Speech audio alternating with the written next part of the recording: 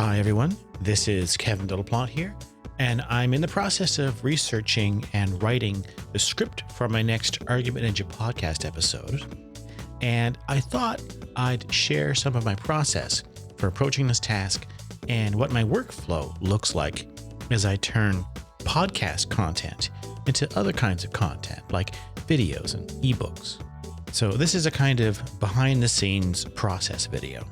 Okay, what you're looking at is the Scrivener document that I use for most of my writing for the podcast.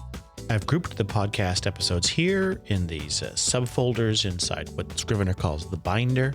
You can untwirl them to see the episode titles. This is episode 34 that I'm working on. In episode 34, I'm going to be talking about how to think about the causes of social and political polarization. This episode basically picks up the argument where my last video series on cognitive biases and polarization left off.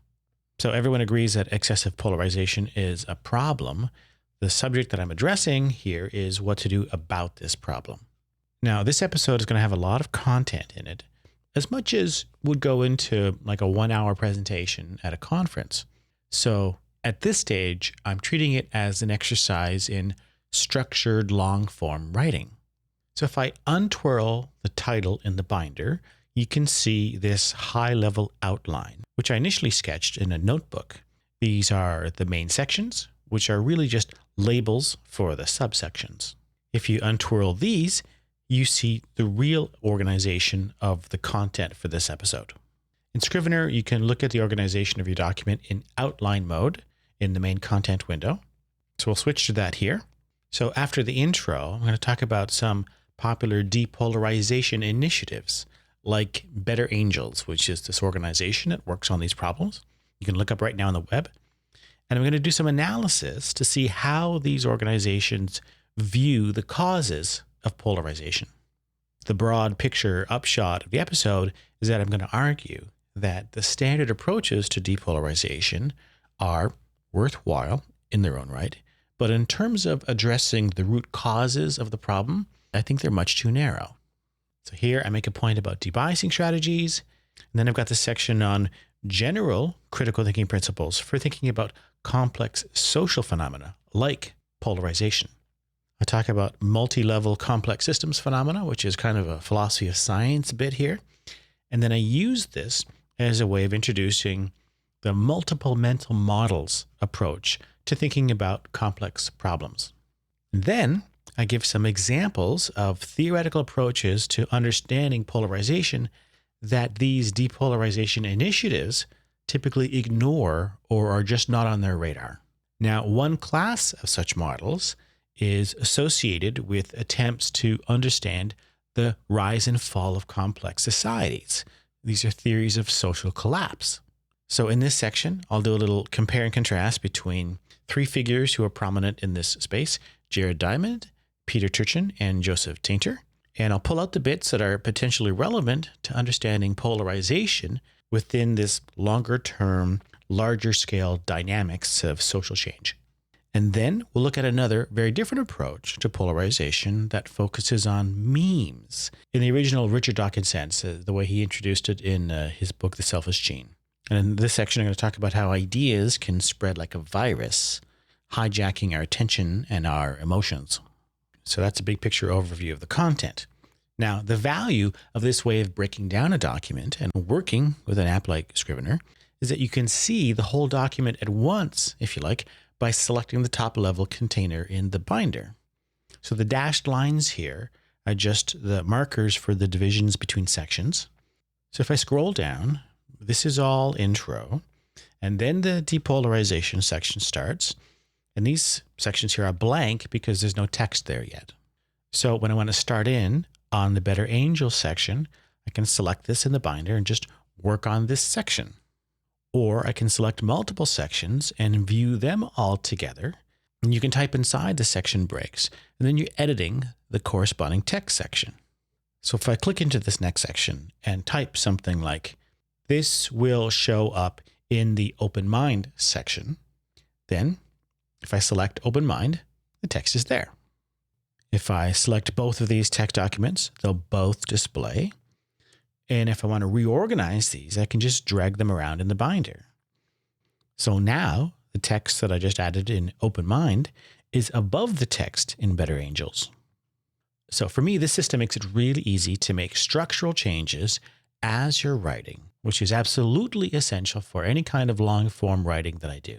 I need a way to see the big picture structure while I'm working on the smaller bits so that I know how the smaller bits are supposed to relate to the big picture.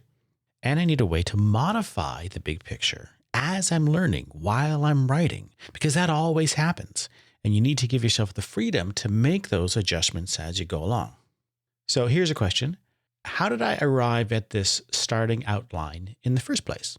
Well, the short answer is that if you think about a problem for a long time and you keep learning, then you're building up a network of concepts and ideas, and new ideas just come to you.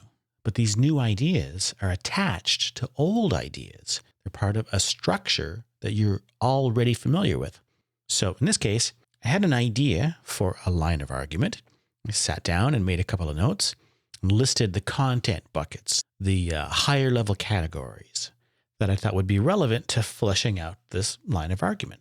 And then before anything else, I created some folders in the research section of the binder in Scrivener.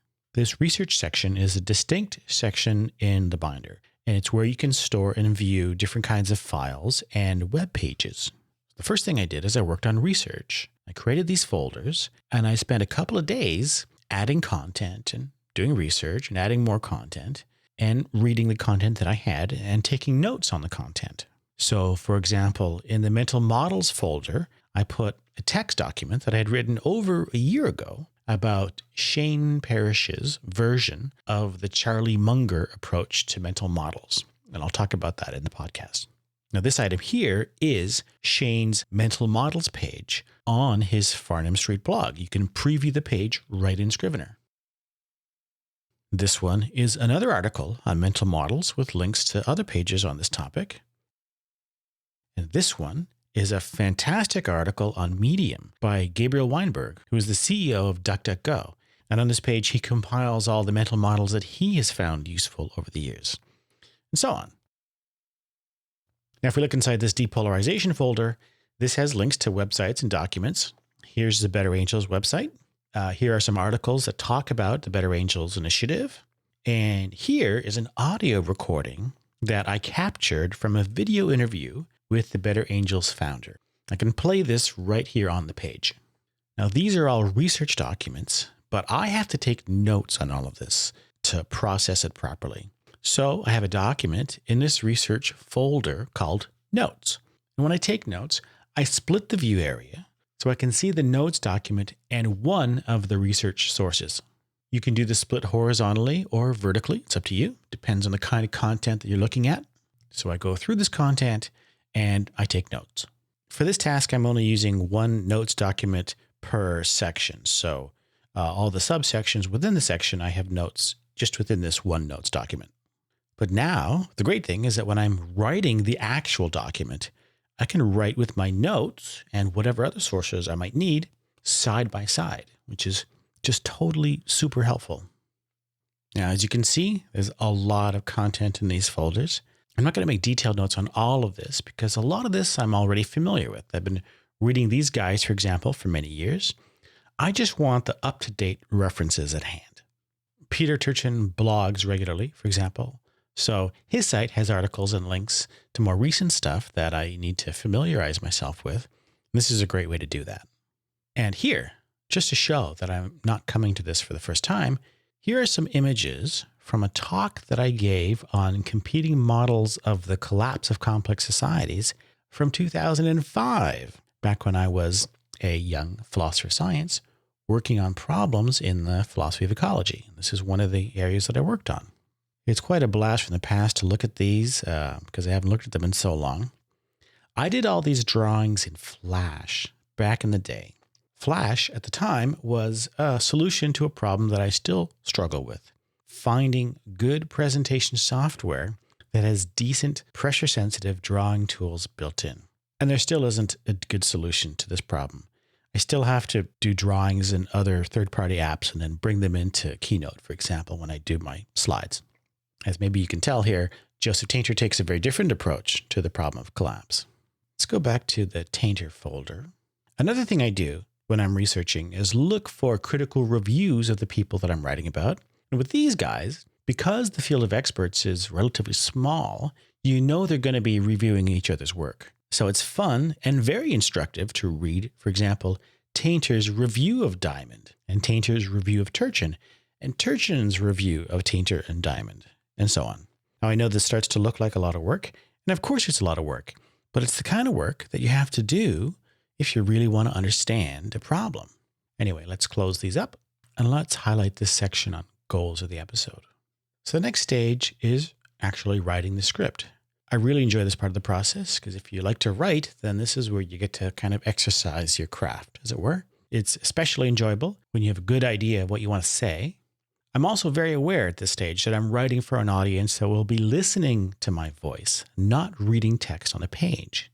So I know the content in an episode like this can be very dense at times. So I want to make it as easy as possible for the listener to process and follow the progression of ideas.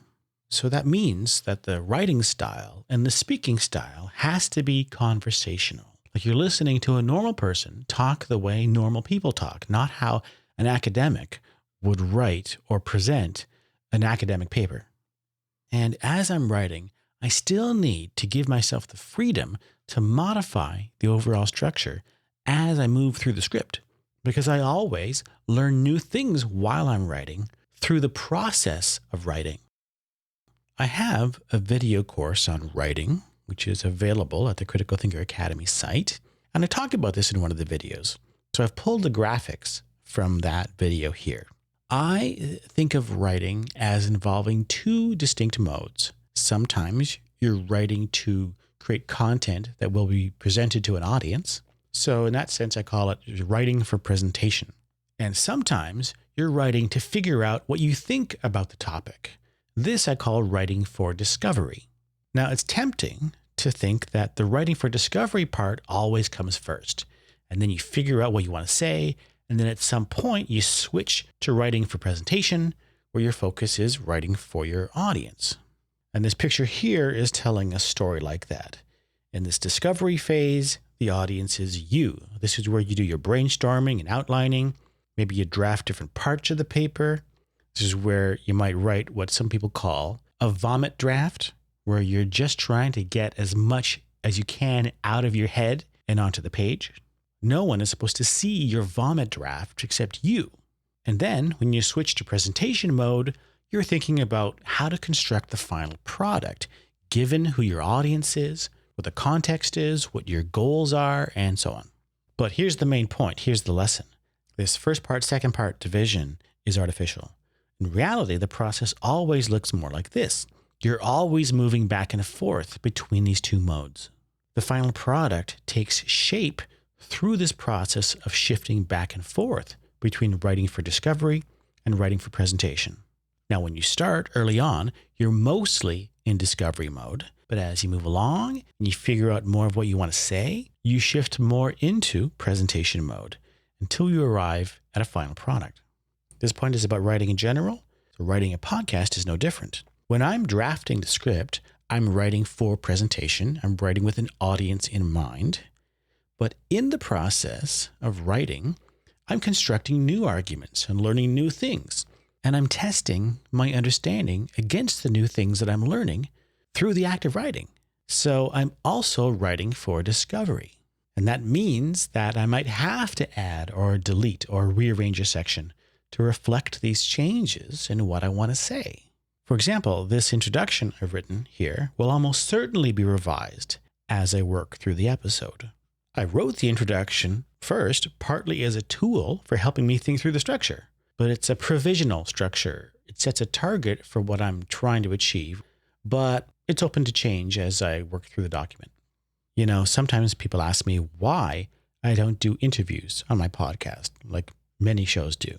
And the answer really is that I've always used the podcast primarily as a tool for discovery. It's for myself. Many people treat blogging this way. It's a tool for helping me learn and grow in my understanding and figure out what I want to say about a topic or an issue that I think is interesting or important. Now, when I was a working university professor, I used my courses and my lectures as tools for discovery. Because we all know that you never really understand a topic until you can teach it. So teaching was my tool for learning. But I'm not in the classroom anymore. I'm self-employed. I work from home. So the podcast and my video courses are now my tools for learning. Well, the other part of the story has to do with my business model. I also have to make a living. So the business model basically involves packaging what I've learned into different formats that other people can access and learn from. The Argument Ninja podcast might be free, but I can create video courses now based on this same content, and I can create ebooks and so on. Let me show you an example of what I'm talking about. I produced a video course last summer on the vocabulary of science. It's also available at the Critical Thinker Academy website, but I had to write that course first. And in that written form, if it's organized properly, it's easy enough to turn it into an ebook, which can then be treated as a separate product. So what you're looking at here is an app that I recently started using called Vellum, which lets you turn text documents into different ebook formats. So the table of contents for the course is on the left, and all the videos in the course correspond to chapters in this document. So if I select this chapter, Theory as Downplayer, what you see in the content window is a version of the narration script for that video edited for reading in this format. And one of the many cool things about this app is that you can use it to preview what the document will look like on different mobile devices or e-readers. So this, for example, is the preview in iPad. You can customize all of these style settings too. This is the preview on an iPhone. So once you've got everything formatted and edited the way you want, the app can export all the different ebook file formats. For me, I can then include this as a standalone digital product on my site or have it bundled with a membership tier. And now check this out. Once you've got audio for each lesson of a course, that can be its own product too. So here's an example of this that I've been working on. These are the MP3 files for each of the videos in the Vocabulary of Science course. Now, a lot of people would like to be able to listen to these in their car, say, or walking their dog or getting groceries, like you can with a podcast. Well, you can create private podcast feeds and load them into any podcast app. So I've got all of these audio files set up as episodes in a private podcast feed, which I can then offer as a separate product, or again, as part of a membership tier. So you can play the complete audio for the course in a really convenient way without having to stream the video at all. So you can see how you can create multiple products that can serve different audiences, but at the base of it, for me, is the text document, a structured text document. So for this episode, I'll be able to turn this into an ebook or part of an ebook, and I'll be able to turn it into a video course or part of a video course. So this has been a behind the scenes look at a part of my process, at least.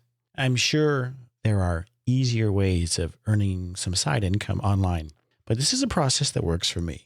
More importantly, this is a way for me to still keep doing the kind of work that I loved as an academic without being an academic. I get to exercise the skills that I was trained for, and I get to explore topics and issues that I find interesting and important without all the constraints and the politics and the bullshit that comes from working within academia. So I think I'll wrap up here. Let me do a little plug. I do have a Patreon page, and anyone who signs up at the $3 a month level or above gets access to all of the content that I have over at the Critical Thinker Academy site. And FYI, I am going to be leaving Patreon shortly. I'm working on a new hub site where I'm going to migrate and consolidate all of my content, and which will replicate the kind of membership support tiers that you can do through Patreon. So the Critical Thinker Academy site will eventually be closing, and my Patreon will eventually be closing. This new site will have the ebooks and the private podcast links that I've been talking about here in this preview video. These aren't available quite yet. I'm still working on all of this, but they will be available on this new hub site. Now, there will be a different membership tier structure on this new platform. There'll be a free tier and a few different levels of paid tiers. But if you signed up with Patreon now, you'll be able to lock in your access to the higher membership tiers when I do move people over. So you'll likely be saving money if you take advantage of this right now rather than wait. Okay? I think that's it. Thank you for watching, and don't forget to subscribe to this YouTube channel to get updates.